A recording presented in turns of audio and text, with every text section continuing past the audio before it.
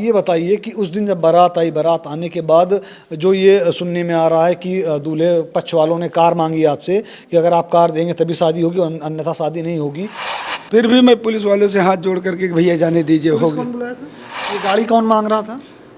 लड़का यहीं बैठा था, लड़के के ताऊ ना मांगा, बड़े पिताजी ने, कि मुझे बुला बुला करके मुझे दूर रहे थे। जब भी जाओ उनके परिवार के जो 8-10 व्यक्ति हैं सब लोग इकट्ठा हो जाते थे, उनके यार दोस्त भी आ जाते थे, सबको 500-500 रुपये देना पड़ता था।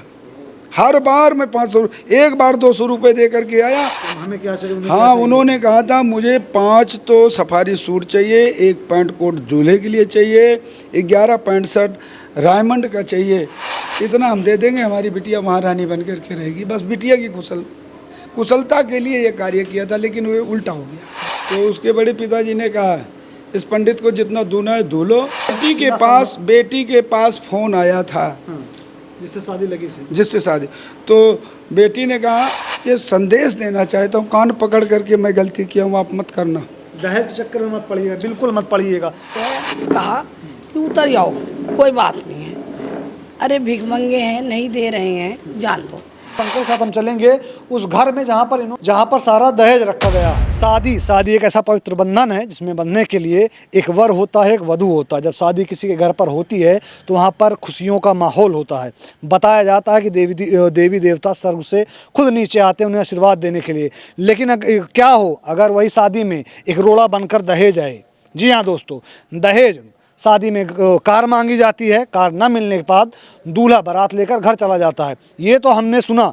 जिस जगह हम खड़े हुए हैं आप पीछे देखेंगे, एक तरफ लिखा हुआ है शुभ विवाह, यहाँ पर लिखा हुआ है। बताया जाता है कि 30 अप्रैल की रात को यहाँ पर एक बारात आती है अमेठी से, जहाँ पर दूल्हा व बाराती यहाँ पहुँचते हैं बारात लेकर। कुछ कहा सुनी होती है जिनको लेकर, जब उसमें कुछ कहा सुनी होती है जिसको लेकर वर और वधू दोनों पक्षों में थोड़ी बात होती है। बात क्या होती है ये जानने के लिए हम यहाँ पर पहुँचे हैं। लेकिन जो सामने निकल के आया मामला उसमें ये बताया जा रहा है कि दूल्हा कार मांगता है। कार कब मांगता है? जब फेरा होना स्टार्ट होता है। आइए अंदर चलते हैं, जानने की कोशिश करते हैं आखिर ऐसा हुआ क्यों, क्या वजह थी जिस वजह से बारात लौट के चली गई। आखिर अगर हम कोई माँ बाप अपनी बच्ची के लिए कोई वर ढूंढता है तो वो यह देख कर ढूंढता है कि उसकी बच्ची को आराम मिले, जिस घर में जाए उसकी बच्ची वहाँ पर रानी बन के रहे। इसलिए माँ बाप जो दहेज अगर मैं आपको बताऊँ एक तरह का आरोप है, देना भी लेना भी, लेकिन माँ बाप गिफ्ट के तौर पे अपनी बेटी की खुशी के लिए उसको दूल्हे पक्ष को देते हैं कि ताकि उसकी बेटी जहाँ पर जाए वो सुख शांति आराम से रहे। आप फ्रेम में देख रहे होंगे ये वही घर है जहाँ 30 अप्रैल से पहले खुशियों का माहौल था, लेकिन 30 अप्रैल की रात्रि को एक ऐसी घटना घटती है, एक ऐसा वाक़या यहाँ पर होता है जिसके बाद में इस घर में दुखों का पहाड़ टूट पड़ता है। ये अंकल जी बैठे हैं, अंकल जी थोड़ा खड़े हो जाइए। अंकल जी से हम बात करेंगे कि उस दिन हुआ क्या था, क्या घटना थी। अंकल जी सबसे पहले आप ये बताइए कि उस दिन जब बारात आई, बारात आने के बाद जो ये सुनने में आ रहा है कि दूल्हे पक्ष वालों ने कार मांगी आपसे कि अगर आप कार देंगे तभी शादी होगी, अन्यथा शादी नहीं होगी। कैसे, कहाँ से स्टार्ट हुआ था? स्टार्ट ये हुआ भैया, जब उन लोग आए पानीपत तक पिलाया गया, उनका स्वागत किया गया जी। और उनका स्वागत करने के बाद जी उन्होंने कहा कि हमारे यहाँ एक मौत हो गई है जी और हमें जल्दी सुबह बारात को विदा कर देना। जी। हमने कहा ठीक है भैया, तो आप सिंदूर सुपारी भेजिए। अब वो सिंदूर सुपारी भेजे तो हमने जब सिंदूर सुपारी आ गया तो सामान वहाँ नाश्ता पानी का जितना था मैं घर में लेकर के आया। फिर वहाँ से फ़ोन आया कि हमारे 4 गाड़ी और आई है, नाश्ता पहुँचा दीजिए। फिर हम उनको नाश्ता लेकर के गए। फिर उसके बाद उन्होंने कहा भाई 2 गाड़ी और आई है, मुझे नाश्ता पहुंचा दीजिए। हमने कहा भाई अब यहाँ खाने का प्रोग्राम शुरू हो गया है, नाश्ता अब नहीं पहुंच सकता, आपको मिष्ठान और पानी भेज सकता हूं मैं। कहे भाई भेज दीजिए। मैं उनके पास लेकर के गया तो बच्चों ने कोल्ड ड्रिंक भी लेकर के गए, अपना उनका स्वागत किया गया। दुअरे के 4 लगा, दरवाजे पर पूजा हो रही थी। उसी समय उनका जो है एक देवर है, जो लड़के का भाई है छोटा, वो वहाँ डीजे पर डांस कर रहा था, डांस हो रहा था। और उसने जो है वहाँ पर उतापात मचाया। अब हम उसको ये नहीं कह सकते, कोई छोटा सा बच्चा है पिया था कि नहीं पिया था, लेकिन हुड़दंग पूरी आतंक मचाया था।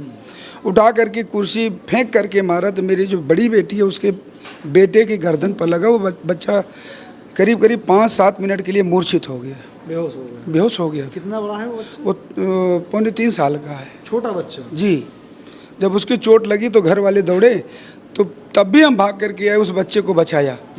और उस बच्चे को बचाने के बाद जो है उसका जो मौसा है उसको 2 थप्पड़ मारा कि तू इतना अत्याचार क्यों कर रहा है। जिसने कुर्सी फेंकी थी। हाँ, तो वो चला गया। फिर उसको बुलाया गया, जयमाल हुई, मैं बारातियों को भोजन कराने के लिए कहा, पुलिस रात्रि में बुलाई गई। फिर भी मैं पुलिस वालों से हाथ जोड़ करके भैया जाने दीजिए, हो पुलिस कौन गया। बुलाया था? हम ही लोगों ने बुलाया था, क्योंकि उन लोगों ने चढ़ करके आ रहे थे। शायद कुछ ज्यादा ही मतलब वो माहौल बिगड़ गया। मारपीट करने के एकदम आमादा हुए थे। 200 बाराती थे, सारे बाराती मारपीट करने के लिए आमादा हो गए थे कि तैयार हैं, जी, हम जी, लड़ेंगे। इसीलिए जो कुर्सी फेंकी थी उस पे उनके मौसा ने या उनके घर वालों ने उनको पीटा था, इसीलिए। जी। अब उसमें जो है फिर किसी तरीके से समझाया गया, पुलिस वाले को भेजा गया, फिर जयमाल कराया, भोजन पानी हुआ, दूल्हा चला गया जनवास में। अब वहाँ 2 घंटे से मीटिंग उन लोग कर रहे हैं, क्या मीटिंग किए कुछ पता नहीं चला। आए जब यहाँ कह रहे सूटकेस नहीं खुल रहा, सूटकेस नहीं खुल रहा है। प्लास मांगा गया, प्लास दिया गया, उन्होंने अपने सूटकेस के ताले को तोड़ा। और ताला तोड़ने के बाद वो उसमें से साड़ी निकाले और उसमें ताक पाट रखे और कहने लगे कि जेवर लड़की के पिता ने कहा है कि वो खुद बनवा के देंगे। हमें जगाया गया, क्योंकि मैं हार्ट का पेशेंट हूँ, 2 छल्ले पड़े हैं। मैं आराम करने लगा तो मुझे जगाया गया, मैं आया रात्रि में। हमने कहा हाँ भैया बताइए। उन्होंने कहा आपने जेवर के लिए कहा था। हमने कहा जेवर के लिए कहा था तब कहा था जब आपने ये कहा कि जेवर आप बनवा दीजिए, आपके ससुर जी यानी दरोगा साहब प्रदीप मिश्रा, तो उन्होंने कहा था कि आप लड़की का जेवर बनवा दीजिएगा, हम बारात लेकर के आएंगे। उसके बाद आपने मनोज जी यही कहा कि हमें जेवर मिले ना मिले उससे हमसे मतलब नहीं है, हमें 5 लाख रुपए नगद वो चाहिए और प्लस जो है 51,000 रुपये परीक्षा चाहिए एंगेजमेंट के लिए। हाँ, 5 लाख रुपए तिलक, 51,000 रुपये परीक्षा। और उसके बाद जो है उन्होंने ये कहा था कि गाड़ी भी चाहिए। हमने कहा गाड़ी हमारे नहीं होगी, और गाड़ी की बात हो तो वही मैं जो है आपके यहाँ शादी नहीं कर सकता। कौन सी गाड़ी मांगे थे? Swift Dzire. हमने हाथ जोड़ लिया। तो ये बात कब की है, कब उन्होंने गाड़ी मांगी? जब शादी तय हुआ था तब? पहले, हाँ पहले मांगा था। और जब मैंने उनको मना कर दिया था, फिर बात आ गई, लड़के से बात आई। लड़के ने मुझसे कहा कि मैं क्या करूं, मेरे पिताजी नहीं हैं, इसलिए घर परिवार वाले टॉर्चर कर रहे हैं, एक बार मेरा ब्याह हो जाए फिर मैं इन लोगों को कुछ नहीं समझूंगा, मैनेज कर ले जाऊंगा। हाँ, वो लड़के ने जब इस प्रकार कहा तो उसकी बात में मैं आकर के शादी के लिए हाँ कर दिया। उसने कहा जो चलो इनको 5 लाख रुपए दे दीजिएगा और 51,000 रुपये परीक्षा दे दीजिएगा, आप चल कर के देखिए। हम जो है सारा सामान लाए थे बिटिया को देने के लिए, दहेज के लिए। चैन भी लाया हूँ, अंगूठी भी लाया हूँ, लेकिन अभी ये नहीं गया उनके यहाँ, ये सामान यही है। उनके यहाँ 51,000 रुपये परीक्षा गया है, 5 लाख रुपए वो गया है, प्लस जो उनकी मिलाई वगैरह हुई है। 2 साल से मुझे वो खूब दूर रहे थे, मैं कुछ नहीं कि बिटिया हमारी खुशहाल रहेगी, लड़का सरकारी सर्विस पर है। अच्छा, रिश्ता कौन लगाया था, कब लगाया था? राजीव तिवारी हैं, ये रामचौरा, श्रृंगबेरपुर इलाहाबाद रामचौरा के रहने वाले हैं राजू तिवारी। उन्होंने ये रिश्ता लगवाया था और उन्होंने ही इस बात को तय करवाया था 5 लाख रुपए की। फिर उसमें जेवर की बात नहीं आई थी। अब यहाँ इन्होंने कहा कि मुझे 5 लाख रुपए तो नगद चाहिए, वो मिल गया, परीक्षा भी मिल गई, अब गाड़ी कहाँ है? जब 5 लाख रुपए आपने उनको तिलक पे दे दिया, 51,000 रुपए दे दिया, मेरे ख्याल से जो उनका परिवार होगा उनके लिए आपने कपड़े भी ले गए होंगे, सब कपड़े ले कपड़ा भी दिलाया होगा। जब सब कुछ दे दिया तो क्या उस दिन गाड़ी की बात नहीं हुई थी? जब हम बारात ना, उस दिन गाड़ी की बात नहीं हुई थी। उस दिन गाड़ी की बात नहीं? ना, गाड़ी की बात तो यहाँ जब यहाँ आए फेरे पर बैठे तो गाड़ी की चाबी या तो नगद दीजिए या तो गाड़ी की चाबी दीजिए। हमने कहा आप गाड़ी कहाँ से कौन खरीद करके लाएगा, तो नगद दीजिए। हम कहाँ से नगद दे पाए भाई? ये गाड़ी कौन मांग रहा था? लड़का यहीं बैठा था, लड़के के ताऊ ने मांगा, बड़े पिताजी ने। हाँ, लड़के के पिता नहीं है? लड़के के पिता नहीं है, और लड़का भी इसमें पूरा शामिल था। लड़का अगर एक बार कह देता कि आप क्या बोल रहे हैं, ये बात नहीं है, तो यहाँ फेरे हो जाते। अच्छा, लड़का कुछ बोला नहीं होता? कुछ नहीं, अपने अपने बड़े पिता का पक्ष लेकर के बात कर रहा था। जब 2 साल से रिश्ता लगा हुआ है तो आना जाना रहा होगा लड़के का और घर परिवार वालों का? नहीं, लड़का का तो कभी आना जाना नहीं है, लेकिन मुझे बुला बुला करके मुझे दूर रहे थे। जब भी जाओ उनके परिवार के जो 8-10 व्यक्ति हैं, सब लोग इकट्ठा हो जाते थे, उनके यार दोस्त भी आ जाते थे, सबको 500-500 रुपये देना पड़ता था। हर बार मैं 500, एक बार 200 रुपये दे करके आया। जब लड़के का एक्सीडेंट हुआ था उस समय मेरे भी पैसे की कमी थी, मैं 500 रुपये लड़के की माँ को दे के आया, और बाकी दोस्त जो 8-9 आदमी थे 200 रुपये दिया। उस पर मेरे ऊपर बड़ी बेइज्जती मुझे किया गया। अच्छा, जो आपने पैसा नहीं दिया 500 रुपये? जी, कर्जा खाए हुए हैं आप उनके?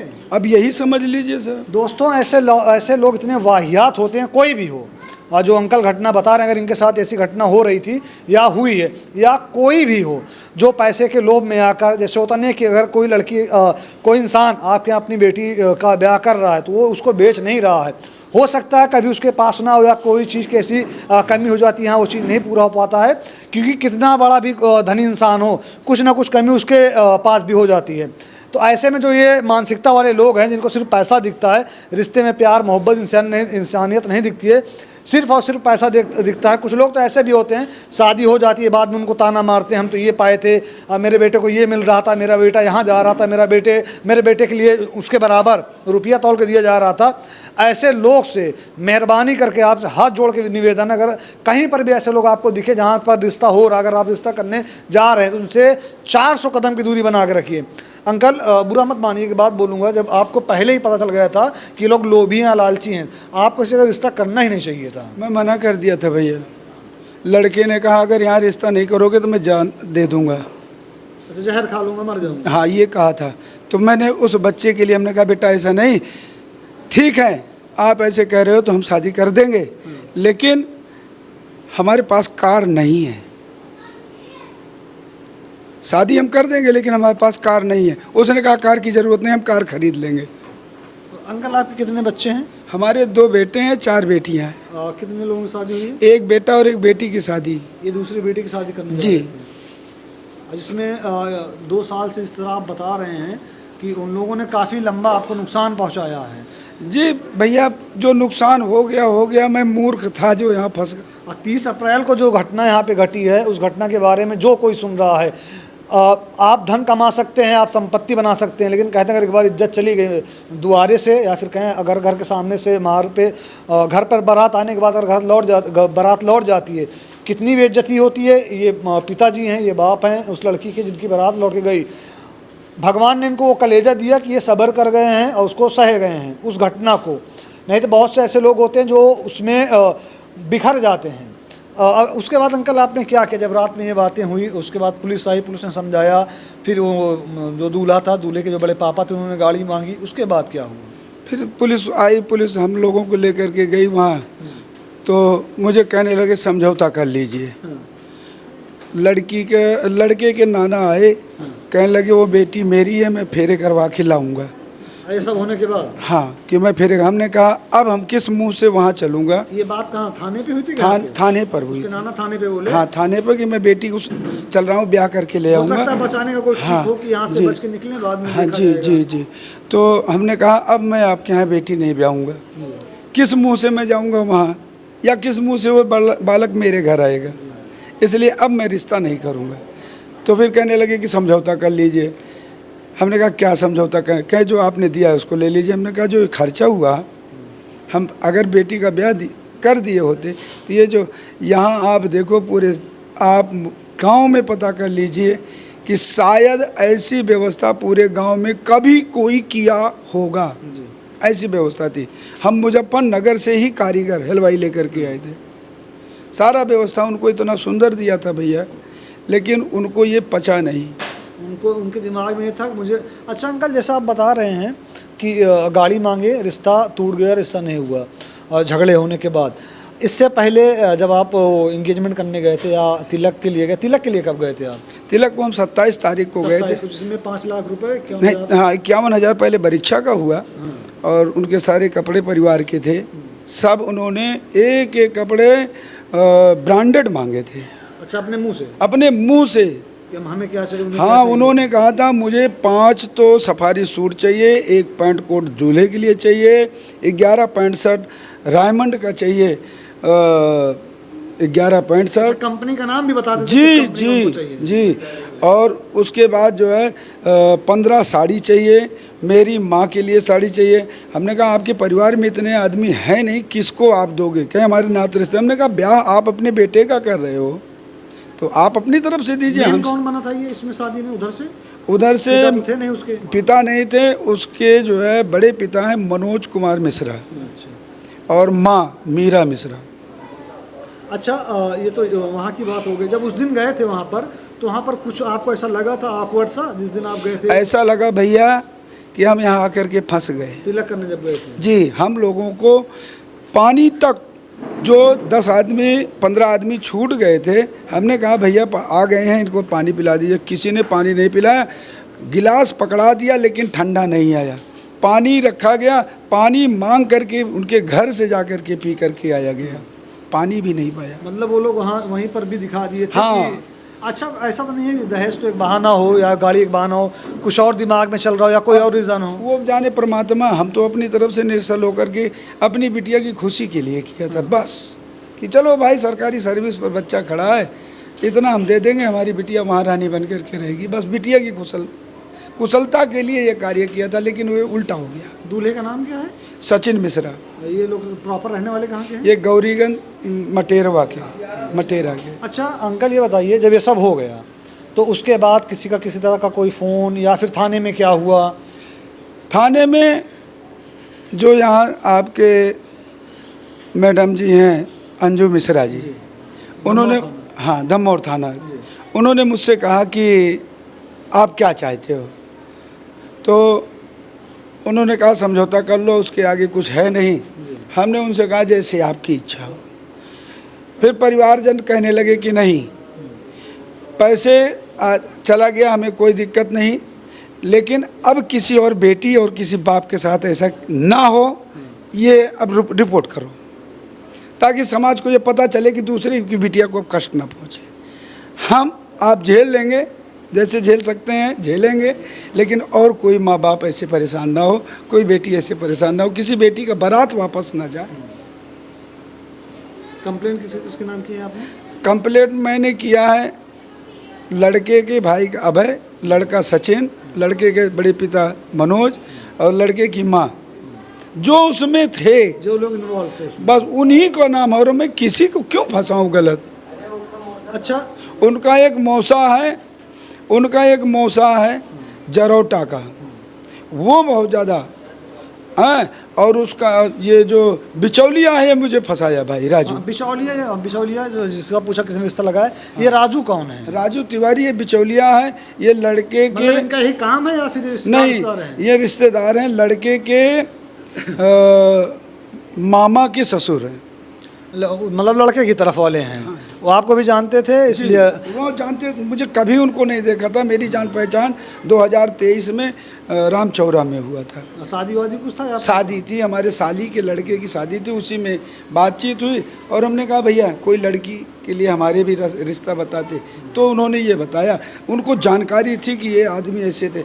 अब मुझे जानकारी पहले से ही पता चलने लगी थी, जरौटा से भी पता चला और लोगों के द्वारा पता चला कि ये आपके लायक आदमी नहीं है।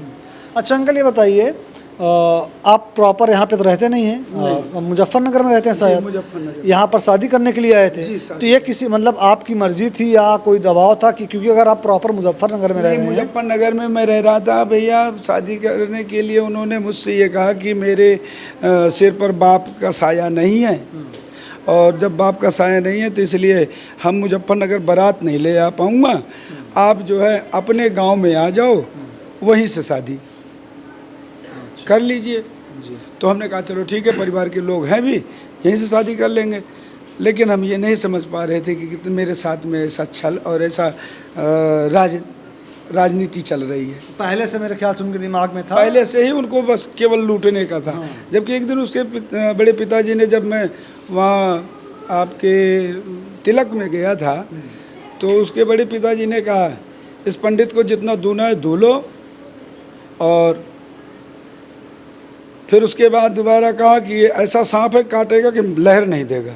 ये आपने अपने कानों से सुना? जी, बेटे ने सुना, भाई ने सुना। अगर आपने सुना था उस दिन अंकल, तब भी समय था। तो समय क्या था? समय 4 दिन हमारे सब कार्ड बढ़ चुके इससे थे। वो मैं आपकी मतलब उस जिस सिचुएशन में आप उस दिन थे या दोस्तों उससे नहीं, वो उसका तो बड़े पिता ने तो ये कई बार बहुत कुछ कह चुके हैं, लेकिन लड़के का मुंह देख रहा था वो बार बार।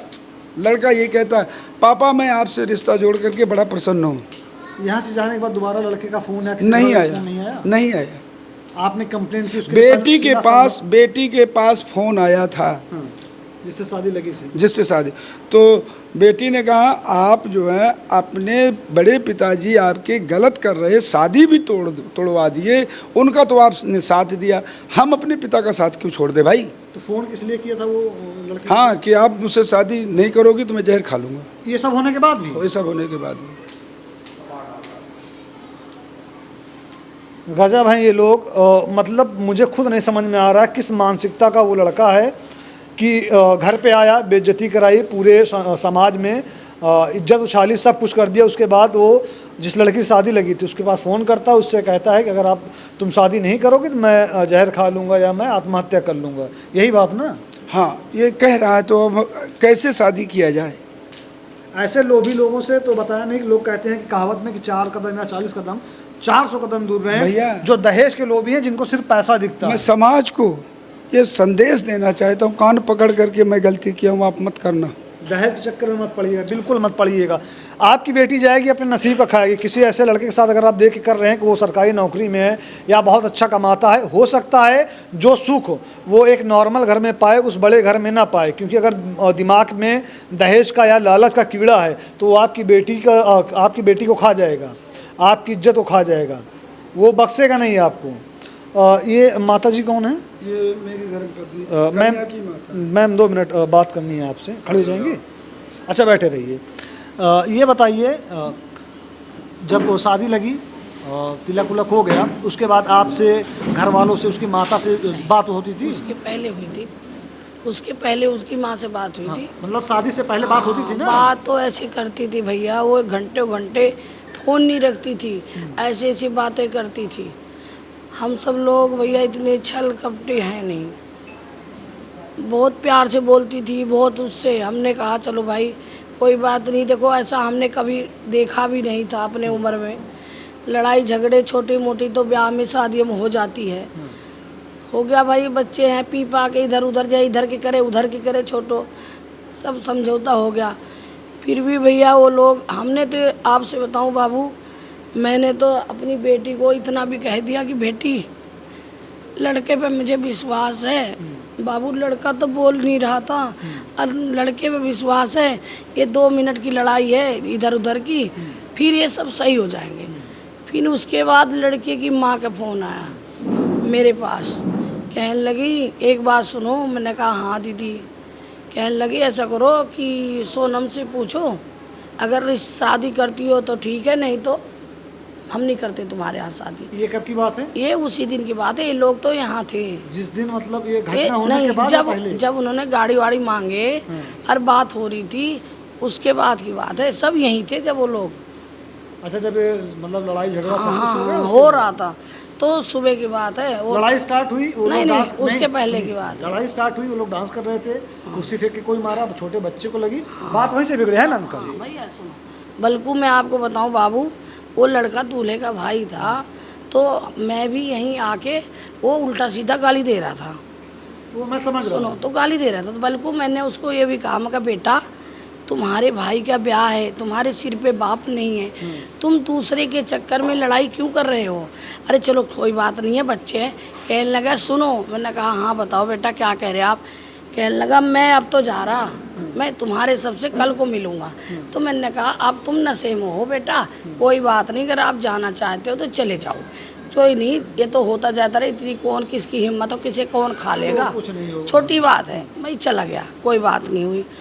फिर बेटा आपको बताऊँ, ये तो यहाँ थे, हम लड़की, हम तो खाना ना खाते वैसा भी, पर मैंने बेटा इसलिए बैठी वहाँ, पहले तो उन्होंने उस पर करा जो टीका करती हैं भाभी हैं, भाभी टीका करती हैं, तो जो है उन्होंने क्या करा कि 50 रुपये रखा, 50 रुपये वो रखा। बहाना ढूंढ रहे अब थे कि सुने बस- बेटा, जी, सुने जाओ, मैं आपको बता रही हूँ। तो बेटा उन्होंने 50 रुपये रखा। फिर मैंने अपनी बहू को, हमारे बड़े जेठ की बहू थी, हमने उनको जो है कहा कि उतर जाओ, कोई बात नहीं है, अरे भिखमंगे हैं, नहीं दे रहे हैं, जान दो। तो उसी में से कोई कहा कि जब तुम लेना जानते हो तो देना भी जानना चाहिए। तो उन्होंने क्या करा, फिर 250 निकाले, फिर उन्होंने 1100 दिए। चलो बच्चों ने लौट आया, ये हुआ भाई चलो खाना पीना खाया जा। तो हम बेटा जहाँ टेबल पे खाना लगा था वहाँ मैं गई, बैठ गई। मैंने एक पूरी खाया, पर मैं इसलिए बैठी कि कल को बच्चों कुछ न कहे, ये कह दे कि इन्होंने कहा। मैं वहाँ जाके बैठ गई, खाने लगी आइसक्रीम। तो भाई अब अपनी माँ से वो क्या बात कर रहा था बेटा, उसको हमें तो सुनाई नहीं पड़ रहा था। लड़का भी जोर जोर नहीं बोल रहा था, हूँ कर रहा था। तो भाई चलो कोई बात नहीं, लड़की ने लड़का खिलाया, लड़का चलो कोई बात हाँ, नहीं जो है। चीज़ें होती हैं, हाँ सब हो पूरा गया, किया हाँ चलो।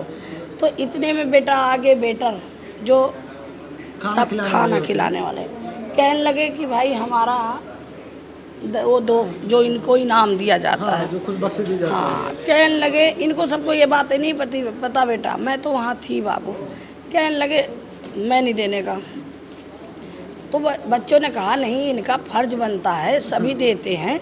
हमारे बड़े ननद की शादी हुई थी, उन्होंने भी दिए, ये सभी लेते हैं, इन बेचारों का क्या है, 150 स्टार्टिंग से रुपये। बहाना ढूंढ रहे हाँ थे। 150 रुपये सभी देते हैं भाई, उनको बेचारों का। कहने लगे लेते हो तो तुम्हें हम 400 रुपये देंगे। मैं बेटा झूठ नहीं बोलती हम।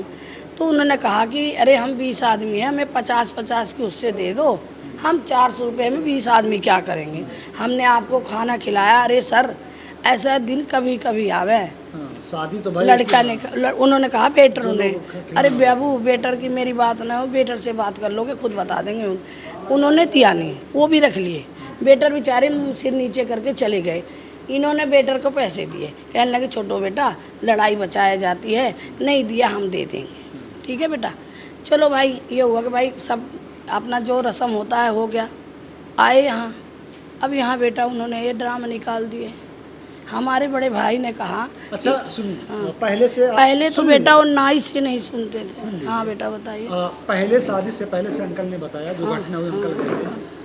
शादी से पहले कभी आपसे बात हुई हो लड़के से या लड़की की माँ से? अरे सुन लीजिए, सवाल सुन लीजिए। कभी जिक्र किया हो कि मुझे गाड़ी चाहिए या ये चाहिए?